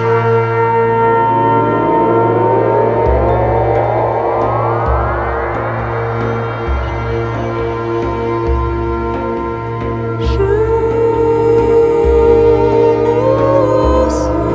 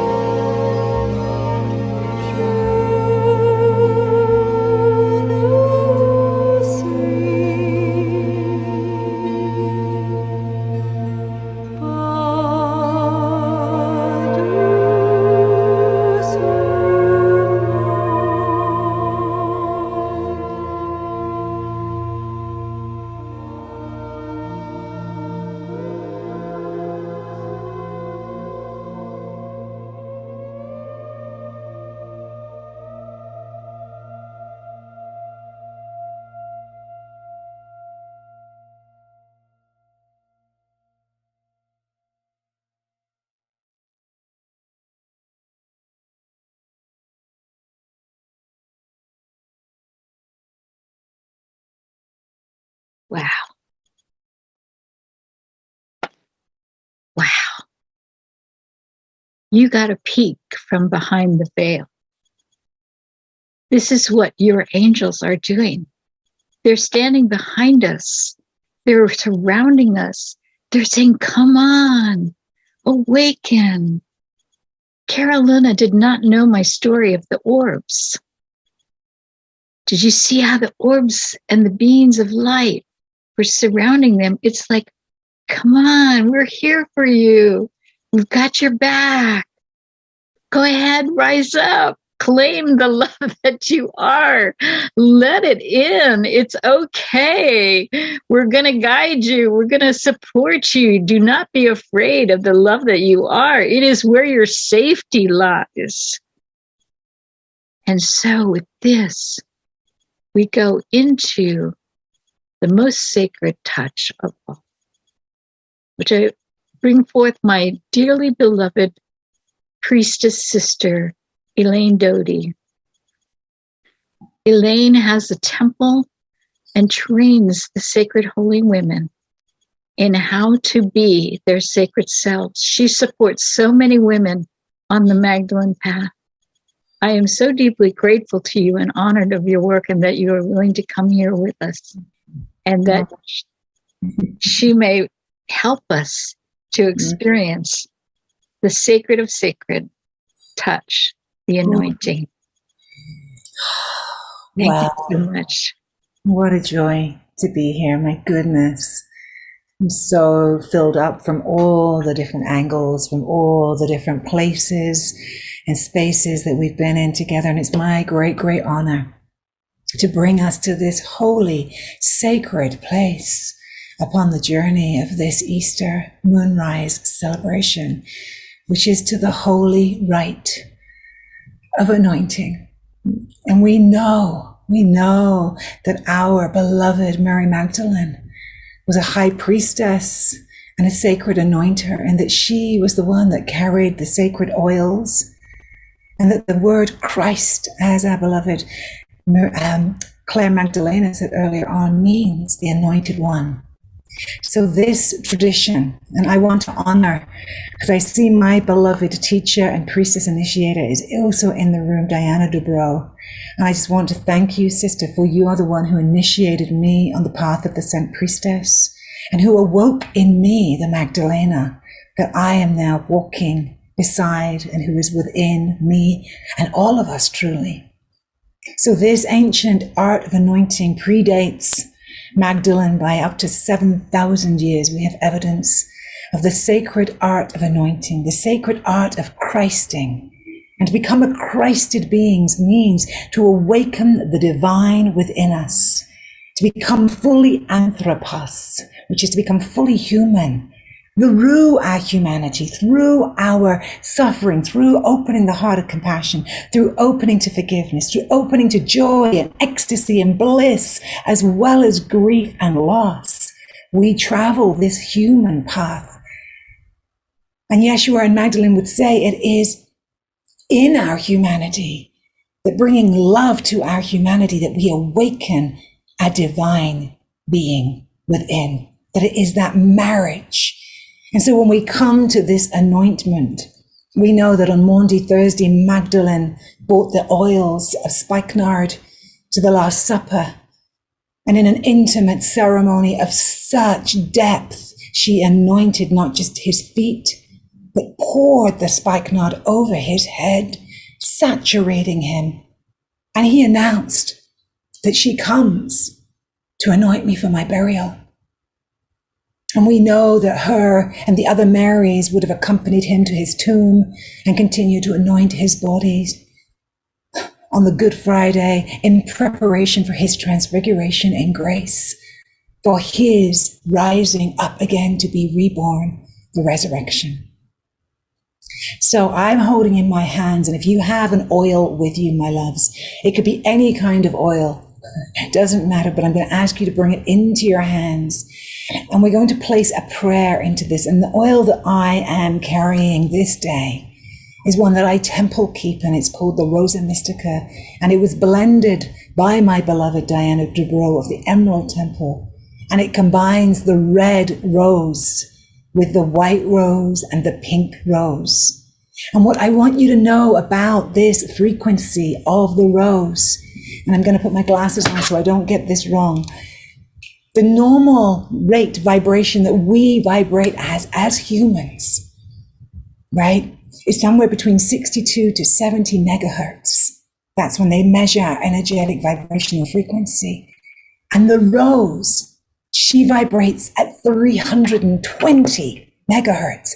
That means that when you anoint yourself with this rose, the holy rose of the mother, and there is no mistaking as to why the rose is the scent that shows up with the Magdalene, it raises our vibration up to 320 megahertz.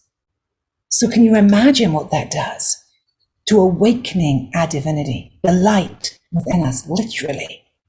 So I am going to take this holy oil and place a prayer inside of this oil. And so I invite you to do the same, just rolling it in your hands, placing the prayer and the blessing of what it is that you intend, what it is that you bring to be remembered, to be brought back, all the parts that have been rent asunder of yourself into wholeness this day, to be resurrected, to awaken the lady, to awaken the Magdalene, to awaken the heart. What is your prayer, beloveds? And let us feel that joining now inside of this holy moment. And when you are called, I invite you to bring your anointing bottle and to place some oil upon the palms of your hands, to rub your hands together, and then to dance. To dance in front of your face, breathing in at least 3 times deeply.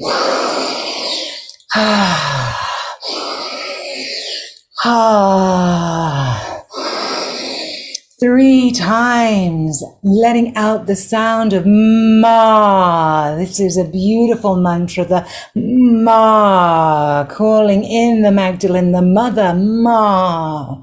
And then bringing a hand to your heart, a hand to the third eye, placing on your own body this holy oil, tracing whatever sacred geometry or shape wishes to be imprinted as you receive this self-blessing, this acknowledgement of the consecration, the baptism through the holy oil of this sacred body, and then bringing up your fingers to your crown, making sure to bring that oil all the way up to the crown and rubbing it into the crown. As you then bring your hands down to your heart, fully anointing this holy heart, this Christed heart, in remembrance of her, in the calling to walk the vow of love. But we are here now to embody that love by coming down and into this incredible temple, this incredible body, all the way down and into the eros, into the awakening of our kundalini, the Shah, the Sakim, the Shakti, this energy that comes through us and raises up through our central channel into the heart, the flowering of the heart, the flowering of the crown, as we declare ourselves Christed, as we declare ourselves Christed. And we take back this holy right in this moment. We take back this holy right. And we declare that it is our holy right to bring into ceremony, to anoint ourselves in remembrance. And I receive the holy rose into my heart. I receive the holy rose of the Magdalene, of the Sisters of the Rose, of all those who ever walked the path of the full flowering of the human heart and consciousness here, now. And so it is, and so it is. And so shall it be on this high holy day that we acknowledge, exalt, and kneel to the Magdalene as our holy teacher of the way of love. Blessed be, blessed be, blessed be.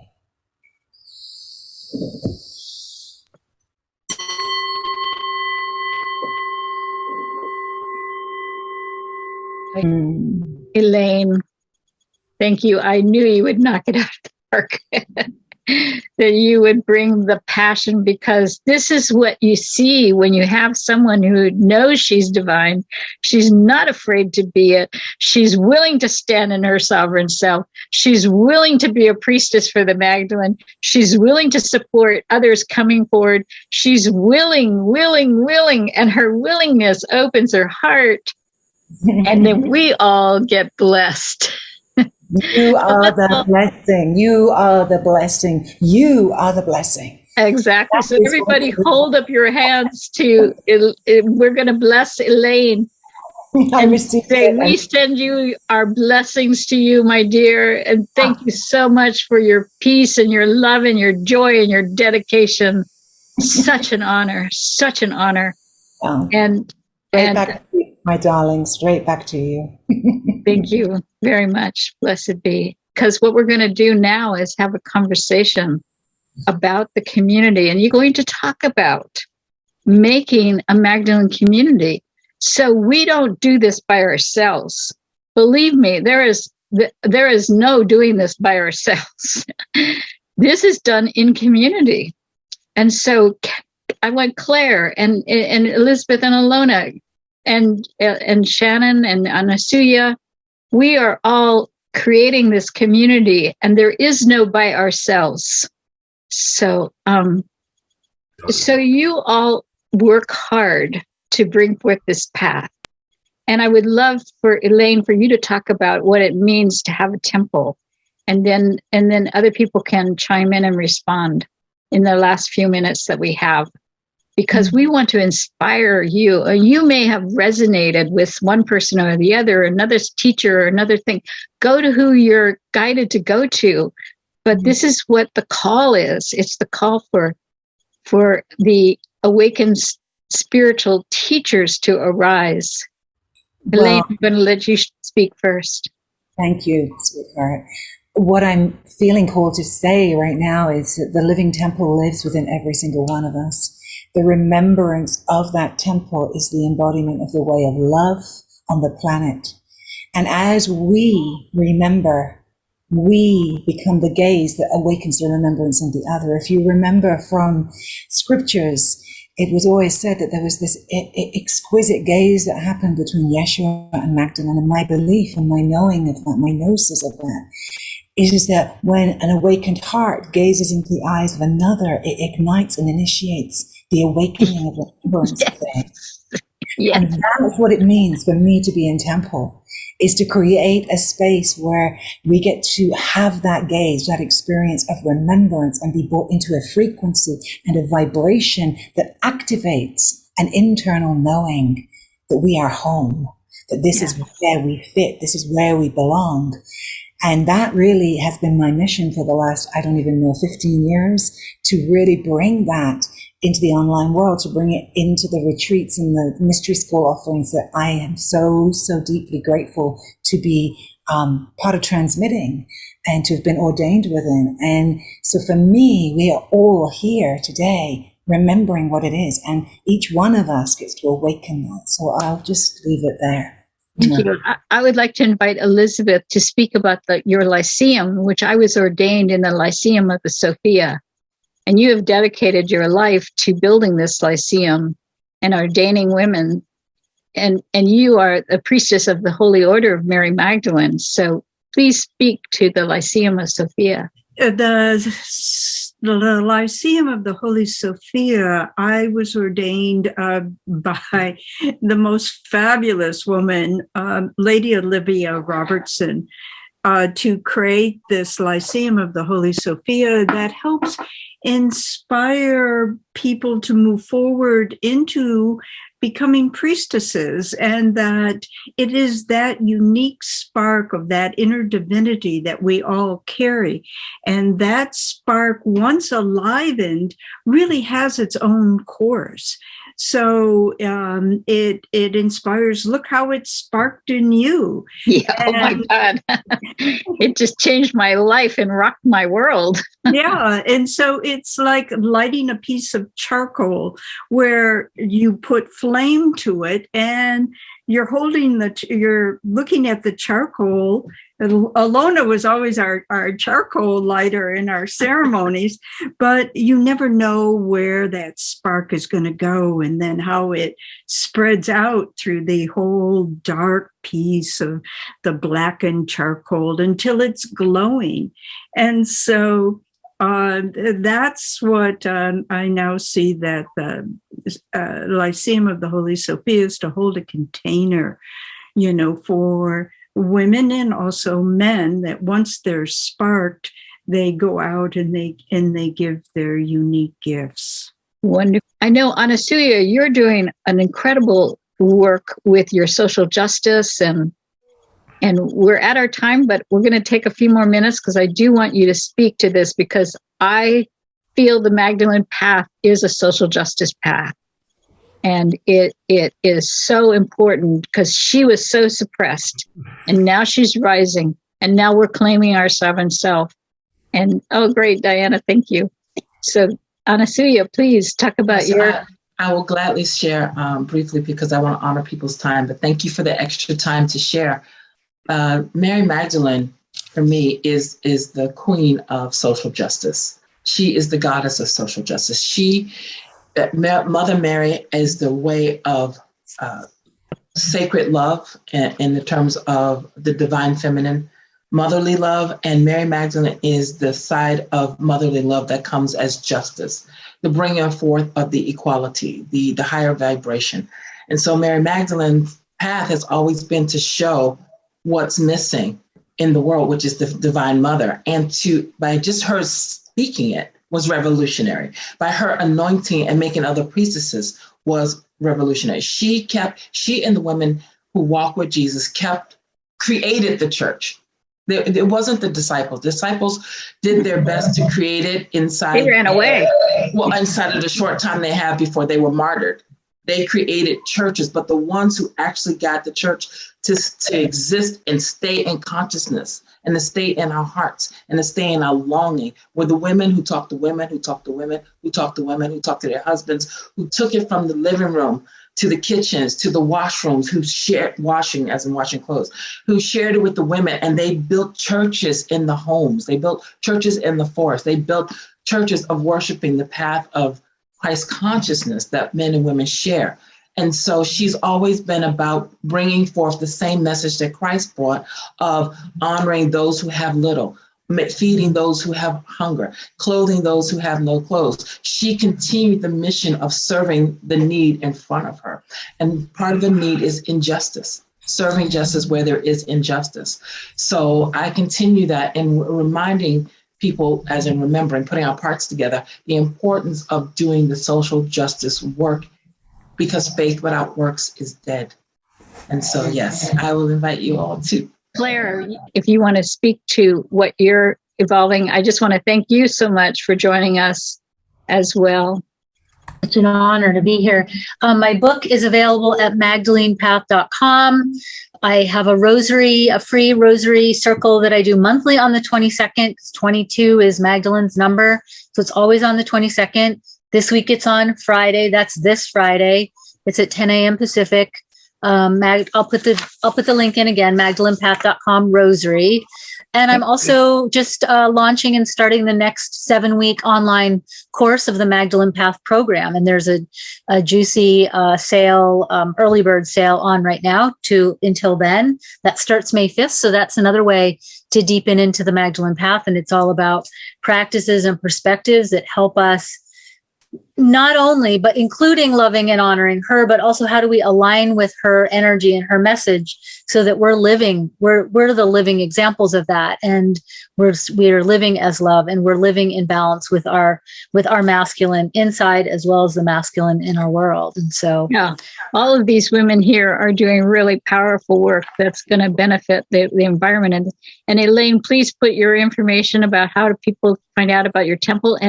And Diana, I was so honored and thrilled that you are here. And look, she's a sister with me. We had the same, I don't know if you're a Leo or not, but I'm a Libra, love. Oh, of course. Perfect balance, But Thank you, my dear. I love feeling your support, and your energy has just been so gracious. And you have touched so many women's lives with your deep, profound understanding about the anointing oils. When I was anointed, what Scott talked about this, the women need to feel safe, and anointing is a sacred touch, and there's no funny business. There's no question about why are you touching me or what's your intention here, because it's equal to equal. It's the honoring of the equality of I am divine and you are divine, and I behold the Christ consciousness of the Priestess Sophia in you. So thank you so much, Diana. Put your information in the chat so people want to find out. And then Shannon.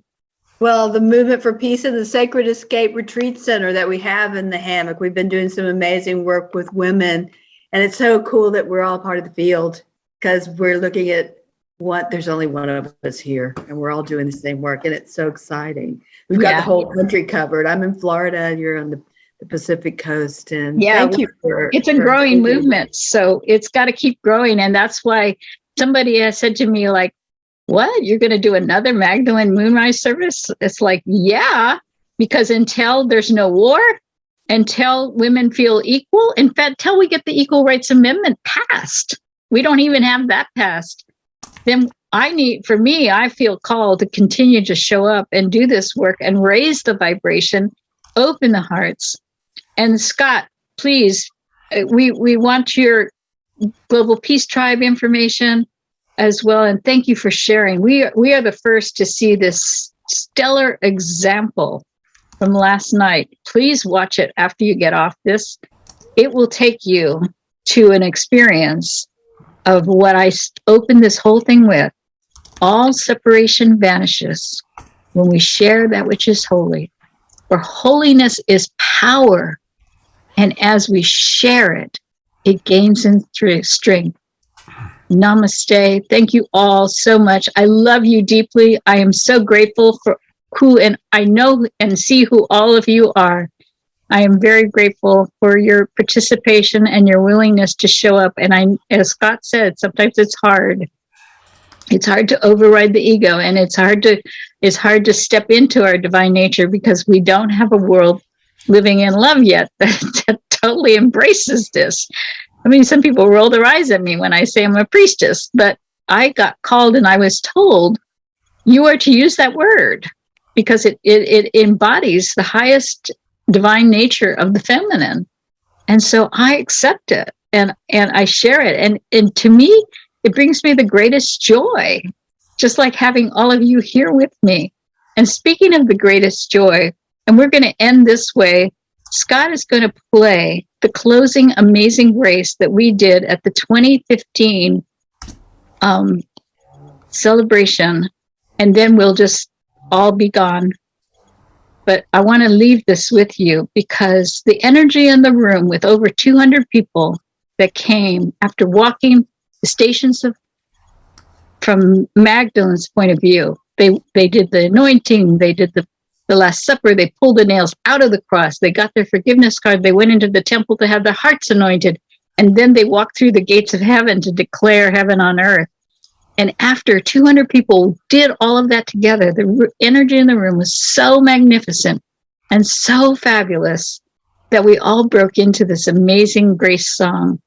So, Scott, thank you so much, my dear, for all your work and your help with doing that. Blessed be you.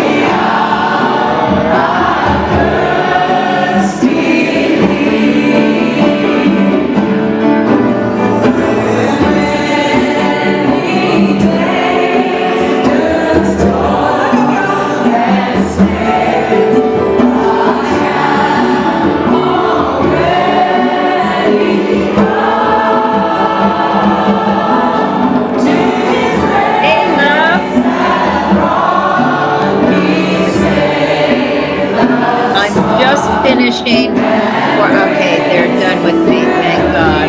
I was on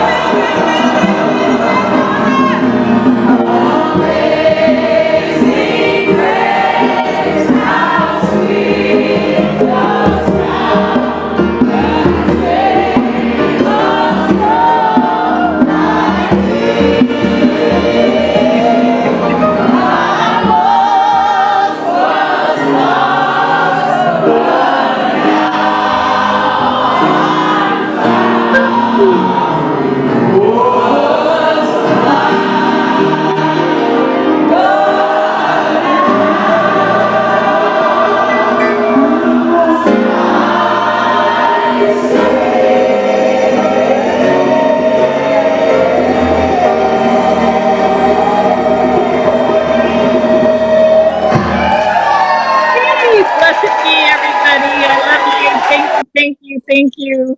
Thank you so much. Blessed be.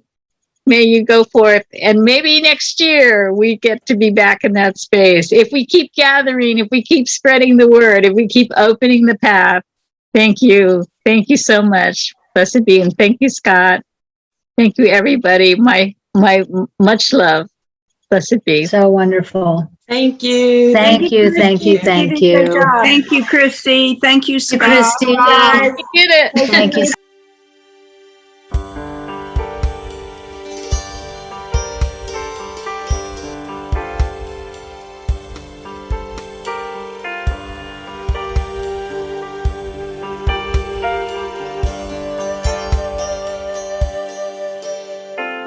Magdalene, beloved of Yeshua, Magdalene, priestess and healer, disciple and friend, you give great joy to him. Magdalene, your beauty and purity shine from within. You are free from sin. Mary Magdalene, Mary Magdalene, Mary Magdalene, beloved. With courage and devotion, you remain there with him. When the others fled and your own heart bled, Mary Magdalene, you were the first to see him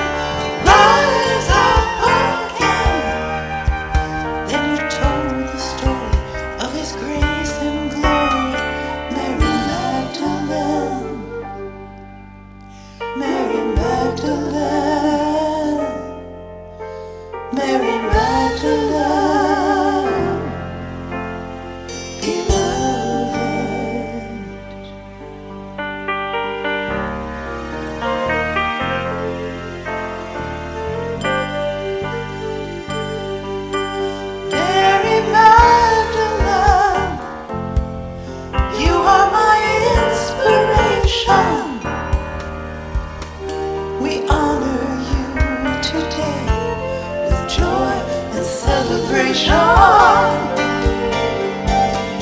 Your spirit is alive in our hearts and our minds. Mary Magdalene, Mary Magdalene, beloved.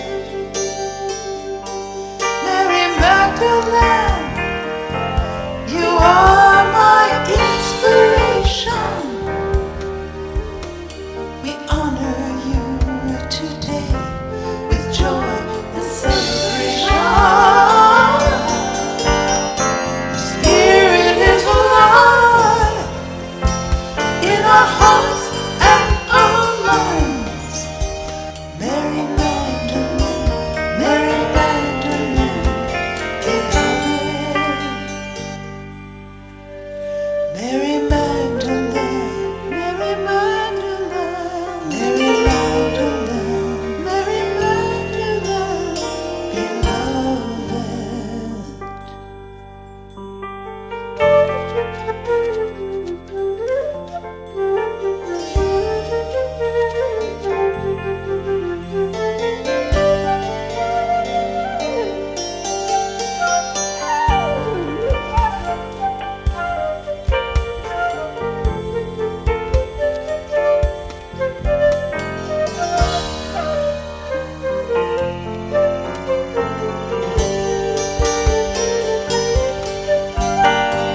courage and devotion, you remain there with him when the others fled and your own heart bled.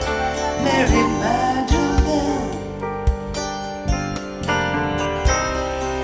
you are the first to see him rise up again.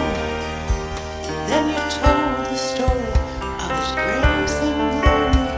Mary Magdalene, Mary Magdalene, Mary Magdalene, beloved.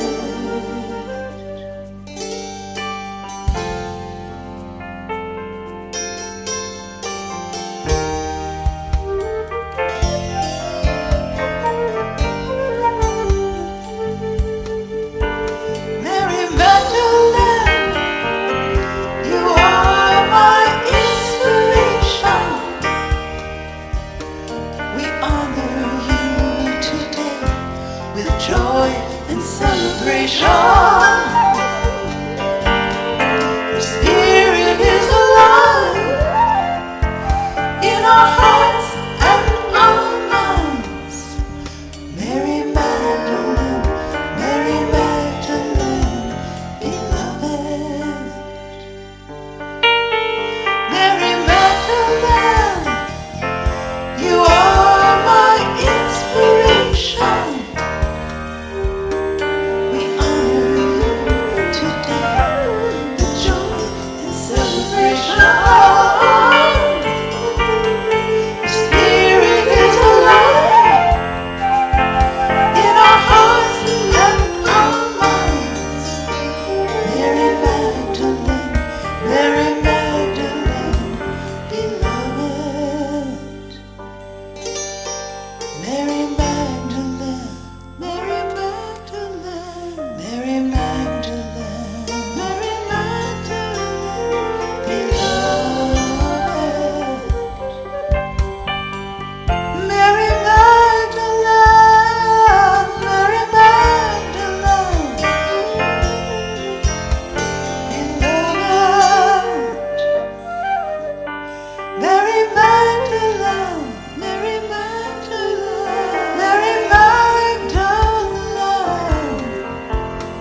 beloved, beloved,